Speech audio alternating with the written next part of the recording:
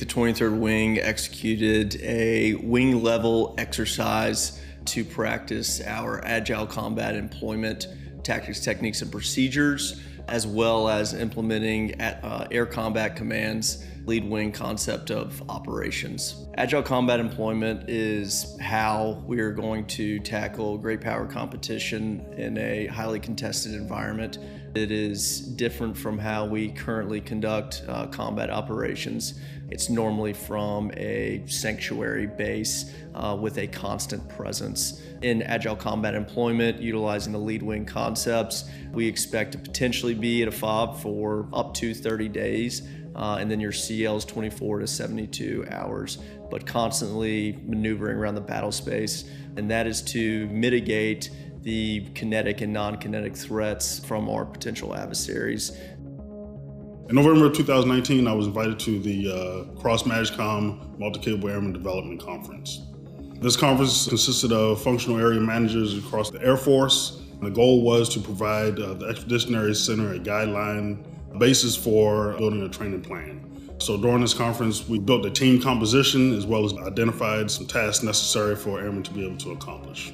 In January of 2020, Wing leadership allowed me to lead an operational planning team in building a multi-capable airman program. 23 subject matter experts from around the base attended this operational planning team to develop a multi-capable airman program, develop a training plan for conducting, and then tracking and documenting training.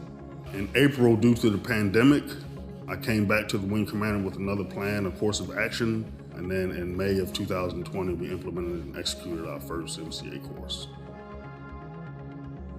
The first MCA course implemented in May of 2020 was to develop a team for a contingency location consisted of 6 crew chiefs, 6 weapons, 9 security forces, 2 POL personnel, 1 age, 1 IDMT, and 1 communications.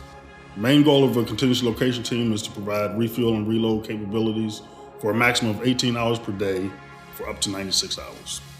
The first week of the training was the expeditionary training, which consisted of 2.5 days of security forces training, a full day of TCCC, Tactical Combat Casualty Care, communications, command and control, as well as CBURN.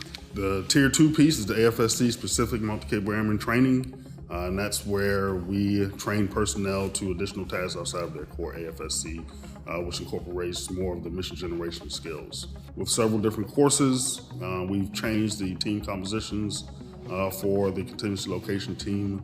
In addition to that, for the training piece, additional lessons were incorporated, but a training plan to allow non-security forces members the ability to train with M4s and blank ammunition. We incorporated the 71st C-130 Squadron, which provided us airlift for personnel and equipment. So we conducted 5 MCA courses in hopes of building 3 contingency location teams and 1 forward operating base team.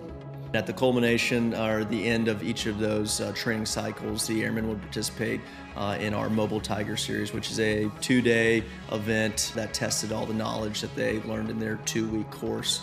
Additionally, there were tabletop exercises that were conducted at the A staff level as well. Mobile Tiger exercises was implemented and executed to validate the training that the airmen received throughout the MCA course. Big takeaways from Mobile Tiger exercises were the need for additional training. The 2-week period is not long enough to give this team the ability to actually execute what we're asking them to execute. During execution of the first multi-capable airman course, it was myself and Captain Gallagher at the time, 71st pilot. We identified to the Wing Commander that 2 personnel was not enough to execute and sustain this program.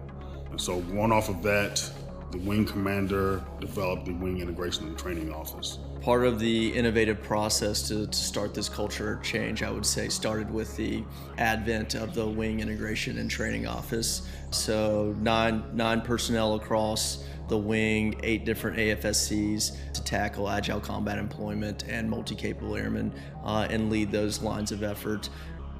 As this exercise kind of morphed and we scoped and scaled it to encompass the entirety of the lead wing concept with A-Staff, MGS, ABS, and multi-capable airmen.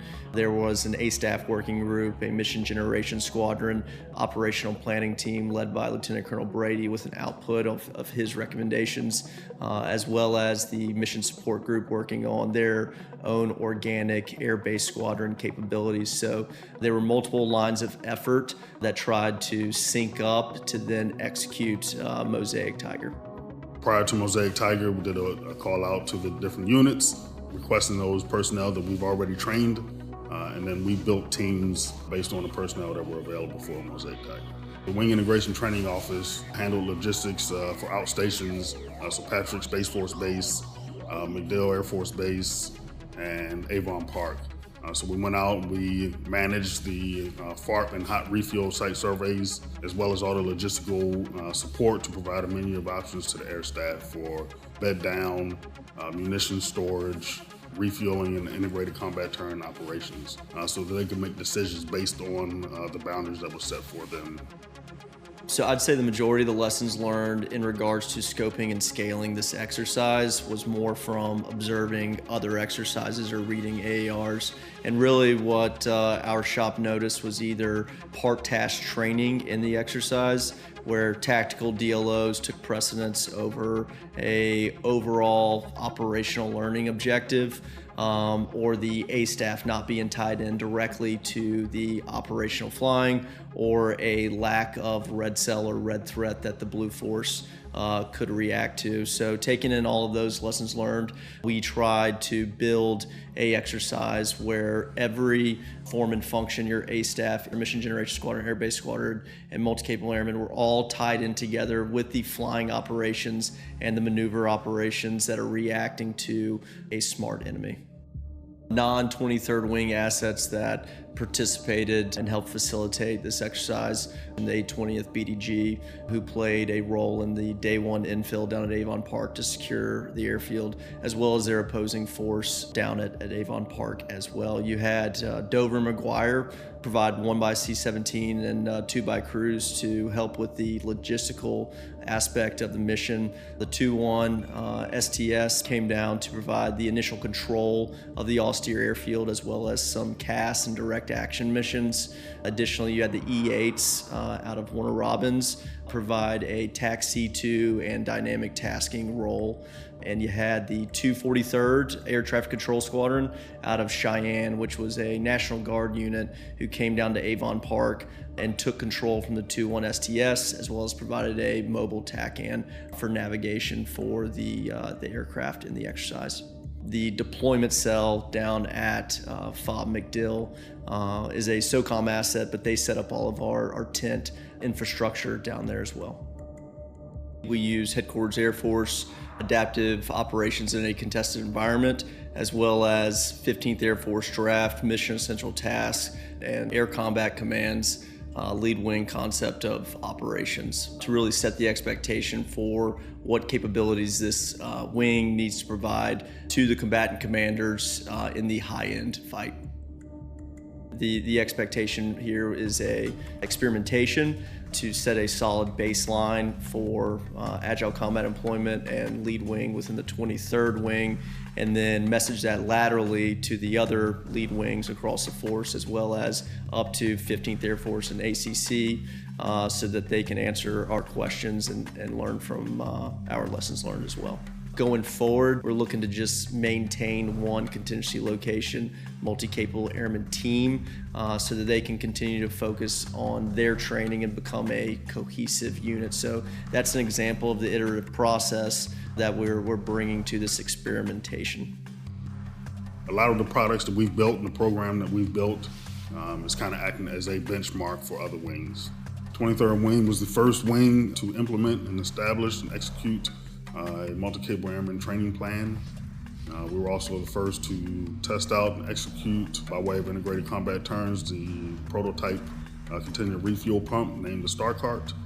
And then we were also the first to test the ability to transport BDU-50s utilizing the MHU-141 trailer on a C-130.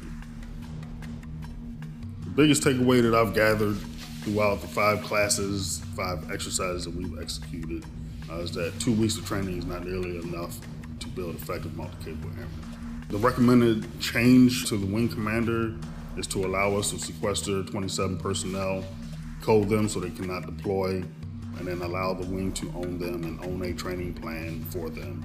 I believe we'll get the most realistic assessment to build an effective multi-capable airman that way.